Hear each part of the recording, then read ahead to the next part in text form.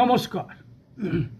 যে সমস্ত বাচ্চাদের বা স্টুডেন্টদের পড়াশোনার অনেক অসুবিধা হচ্ছে, পড়া করতে পারছে না, পড়া করলে মনে থাকছে না, পরীক্ষায় ভালো রেজাল্ট আসছে না, তাদের ক্ষেত্রে অবশ্যই এই উপায়টা করে দেখবেন।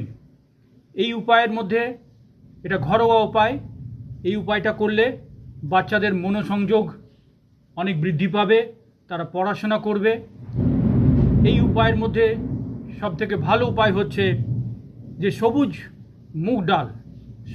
মুগ ডাল আগের দিন রাত্রিবেলা জলে ভিজিয়ে রাখবেন।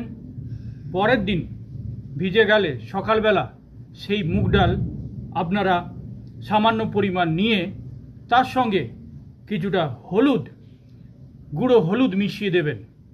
গুঁড়ো হলুদ মিশিয়ে দিয়ে সেই হলুদ মেশানো মুগ ডাল আপনারা তুলসী মঞ্চের সামনে রাখবেন এবং তুলসী মঞ্চে জল দিয়ে আপনারা মনে মনে উইশ করবেন যাতে বাচ্চার পড়াশোনা ভালো হয়, মনোসংযোগ বৃদ্ধি পায়, বদমাইশি কম করে, দুষ্টুমি কম করে এবং রেজাল্ট তাদের ভালো হয়।